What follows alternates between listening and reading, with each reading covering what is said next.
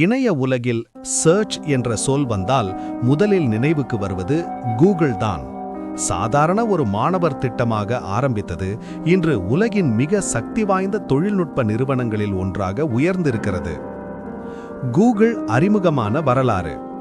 Google 1996 வருடம் ஜனவரி மாதம் lorry page மற்றும் அவரது சக மாணவரான செர்ஜி பிரின் என்பவரும் தங்கள் PhD பட்டப்படிப்பிற்காக கலிபோர்னியாவில் உள்ள ஸ்டான்ஃபோர்ட் பல்கலைக்கழகத்தினால் வழங்கப்பட்ட ஆராய்ச்சிக்கான தலைப்பின் இணையங்கள் இடையிலான கணித தொடர்பு முடிவில் தோன்றியதாகும்.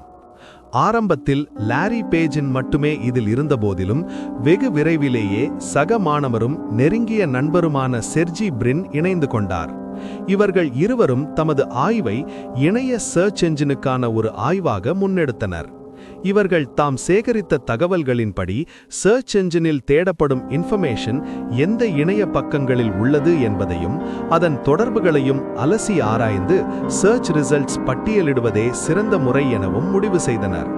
இந்த முறையே சிறப்பான தொழில்நுட்பம் என்பதில் நம்பிக்கை கொண்டவர்களாக இருந்தார்கள்.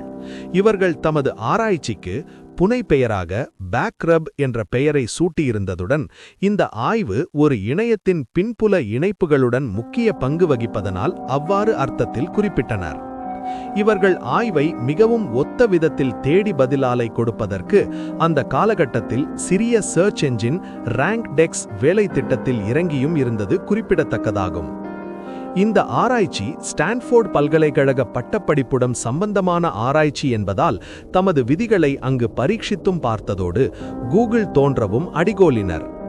ஆரம்பத்தில் ஸ்டான்ஃபோர்ட் பல்கலைக்கழகத்தின் இணைய பக்கங்களை தேடுவதற்காக google.stanford.edu என்ற பெயர் பாவிக்கப்பட்ட போதிலும் பின்னர் google.com என 1997 ஆண்டு செப்டம்பர் 15 பதிவு செய்யப்பட்டதுடன் 1998 ஆண்டு கூகுள் தனியார் நிறுவனமாகவும் பதியப்பட்டது.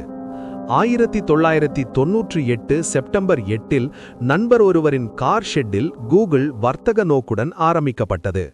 புதிய நிறுவனத்திற்கு முதலிடுவதில் பலரையும் அணுகி ஒரு வழியாக இறுதியில் $1.1 மில்லியன் சேர்த்து கொண்டனர். கூகுள் என்பதன் அர்த்தம் ஒன்றை தொடர்ந்து வரும் 100 பூஜ்ஜியங்கள் கொண்ட எண்ணை குறிக்கும் பெயராகும். ஆனால் அது சிலிகான் வேலி பொறியியலாளர் ஒருவரால் ஏற்கனவே பதிவு செய்யப்பட்டிருந்ததுடன் அந்த பெயரை அவர் அப்போது விட்டுக் கொடுக்கவும் சம்மதிக்கவில்லை. எனவே இவர்கள் தமது நிறுவனத்திற்கு தீவிரமாக பெயர் தேடும்போது தவறுதலாக தட்டச்சு அதாவது டைப்போ எரர் செய்தபோது பிறந்ததே கூகுள் என்ற புதிய சொல். கூகுள் தனது எளிமையான தேடி மூலமாக அடிக்கடி உபயோகிக்கும் இணைய பாவனையாளர்களுடன் புதிதாகவும் பலரையும் கவரத் தொடங்கியது.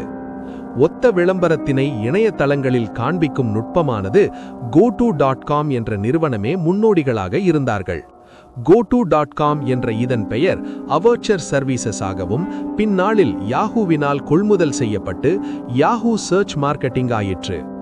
கூகுளுடன் போட்டியாகி இருந்த பல நிறுவனங்களும் தோற்றுவிட கூகுள் லாபமீட்டுவதுடன் உறுதியாக வெற்றியீட்டி வருகிறது. ஆரம்பத்தில் கூகுள் என்பது அதன் அர்த்தம் கண்டு விரும்பப்பட்ட போதிலும் எழுத்துப்பிழைகளுடனான கூகுள் என்பது மிக பிரபலமாயிற்று. இந்த காணொளி பிடித்திருந்தால் லைக், கமெண்ட், ஷேர், மறக்காம தனி ஒருவன் SK சேனலை சப்ஸ்கிரைப் பண்ணுங்க.